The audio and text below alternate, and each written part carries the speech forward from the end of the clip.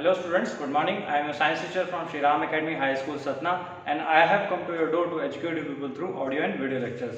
So students, in this particular lecture we will be starting the subject for 10th class, some science, and this is a lesson in the series of previous lessons that was on chapter number 1, chemical reactions and equations. So students, in the previous lectures we learned how to balance a chemical equation. Okay, so I have taken this. Skeletal chemical equation is the one which is unbalanced. Okay, there was an example of Fe react with H2O gives Fe3O plus H2. Okay, this we balanced and we write it.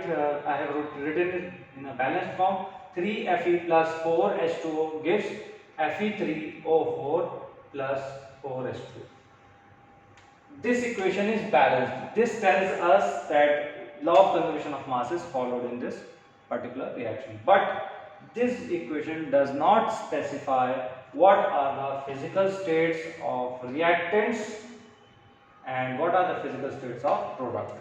मतलब reactant की जो physical state है, आपने 9th class में states of matter पढ़ा है, उसमें आपने physical state solid, liquid, gases के बारे में पढ़ा है, तो उसमें आपने ये चीज जानी थी सॉलिड क्या होता है, लिक्विड क्या होता है, गैसेस क्या होते हैं। इसी तरीके से हर एक एलिमेंट की फिजिकल स्टेट होती है, हर एक कंपाउंड की फिजिकल स्टेट होती है, और यहाँ पर जब भी वो रिएक्टेंट या प्रोडक्ट में बनता है, पार्टिसिपेट करता है रिएक्टेंट्स या प्रोडक्ट्स में, केमिकल रिएक्शन में, तो क्या होगा, उसका स्टेट लिखना एक इम्पॉर्टेंट पॉइंट बन जाता है यहाँ पर।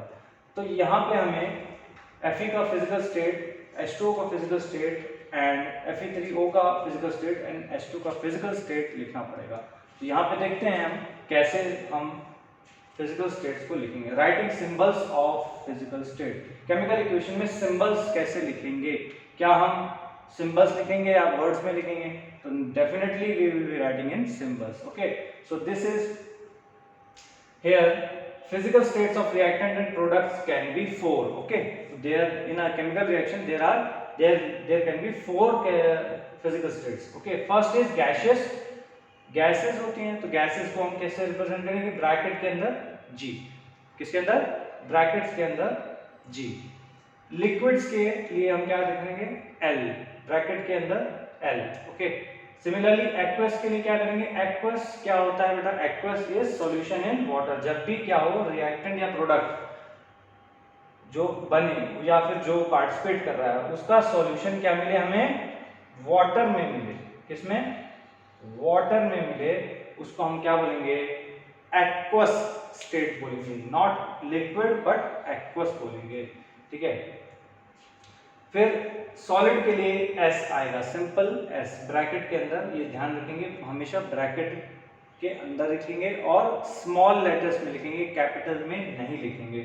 ठीक है, इस तरीके से मैंने अबव इक्वेशन को फिजिकल स्टेट्स लिखा हुआ है। 3Fe plus 4H2O gaseous. Gaseous क्यों बेटा? हाँ ठीक है, हम मानते हैं आयरन क्या सॉलिड होगा, ठीक है सर, लेकिन वाटर गैस क्यों? क्योंकि बेटा हवा में जो पार्टिकल्स होते हैं, हवा में जो मॉइस्चर होता है वो तो गैसियस फॉर्म में ही होता है, इसलिए ये यहाँ पर गैसियस फॉर्म है।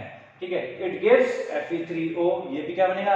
रस्ट क्या होता है? सॉलिड फॉर्म में होता है, तो यहाँ पे हमने सॉलिड लिखा, प्लस 4H2। अब ये तो हाइड्रोजन गैस है तो गैस ही होगी, तो इसको हम G से रिप्रेजेंट, यहाँ पे फिजिकल स्टेट हमने सबका लिख दिया। कहाँ लिखेंगे? हमेशा जो पार्टिसिपेटिंग कंपाउंड है, एलिमेंट है, उसके जस्ट बाद ब्रैकेट लगा करके लिखेंगे इस तरीके से। ओके, ये तो था बेटा फिजिकल स्टेट्स लिखना, कैसे हम फिजिकल स्टेट्स लिखते हैं।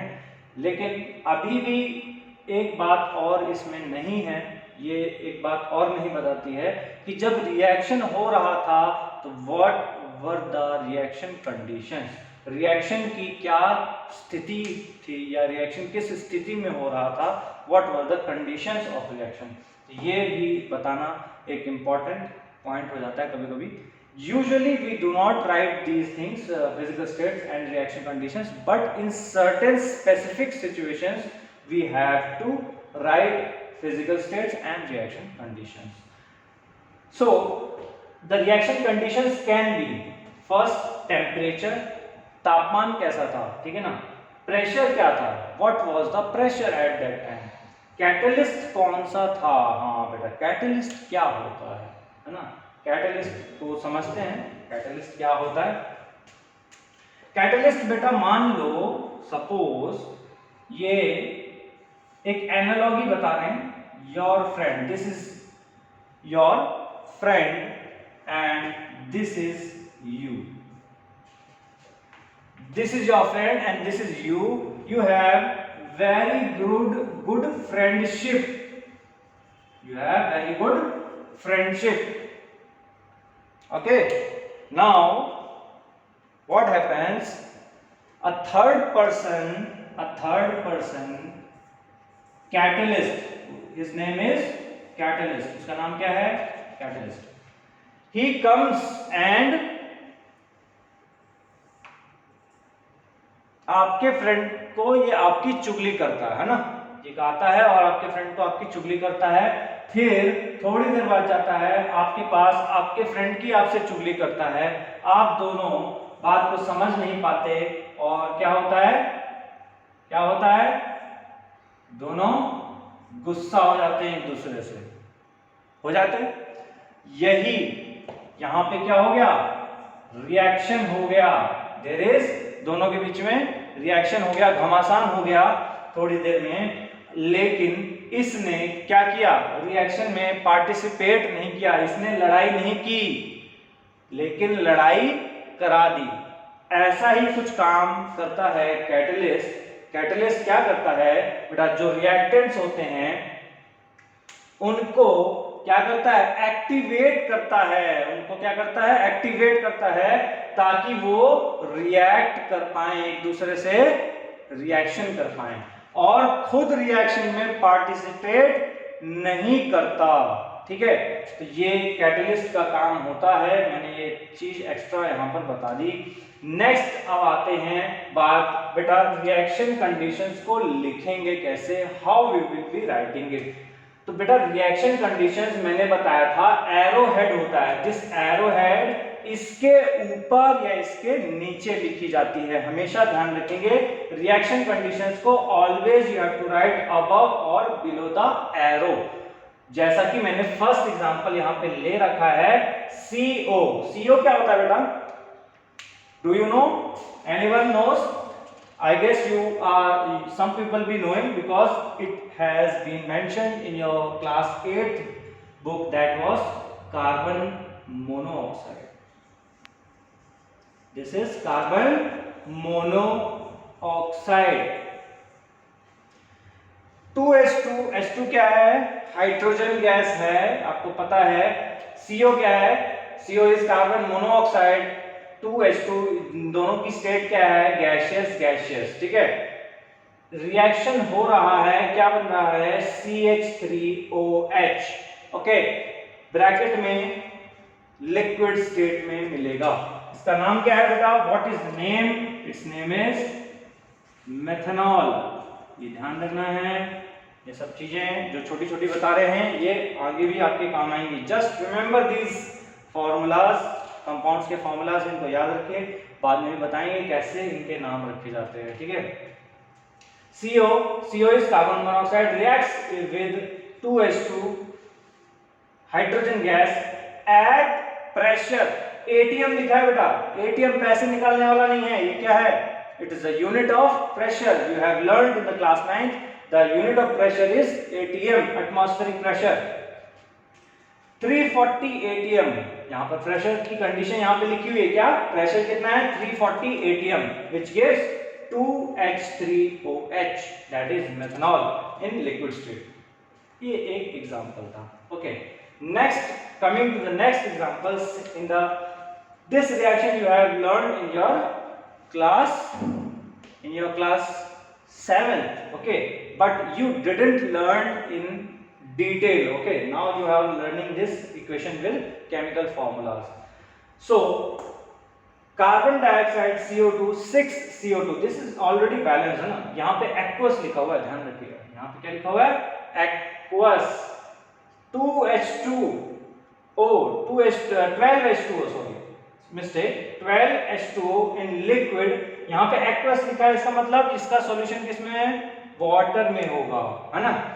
Next, it gives C6H12O6 aqueous solution in water. It is glucose. This is the food of plant. फिर क्या मिलता है 6O2 that is oxygen, 6H2O यहाँ पर वाटर वापिस आ जाता है. अब बात करते हैं रिएक्शन कंडीशन क्या है. रिएक्शन कंडीशन है सनलाइट होनी चाहिए और क्लोरोफिल भी होना चाहिए. ठीक है, यहाँ पर कंडीशन क्या है, reaction condition sunlight and chlorophyll. फिर रिएक्शन में दोबारा पढ़ रहा हूं, एक बार आप समझ लीजिएगा. 6CO2 plus 12H2O in the presence of sunlight and chlorophyll. क्या कंडीशन, रिएक्शन कंडीशन को क्या बोलना है, in the presence of sunlight and chlorophyll gives C6H12O6 plus 6O2 plus 6H2O. This is the whole chemical reaction that I have told you. Similarly, इसको भी पढ़ना चाहें तो इसको भी रीड कर सकते हैं. कैसे, CO plus 2H2 gives at pressure 340 atm CH3OH methanol. Okay, so इस तरीके से आपको physical states and reaction conditions को लिखना है जब भी आप इक्वेशंस को बैलेंस करेंगे. ओके, सो मैंने जैसा कि कहा, it is usually not practised. ठीक है, ज्यादातर केसेस में इसको हम नहीं लिखते.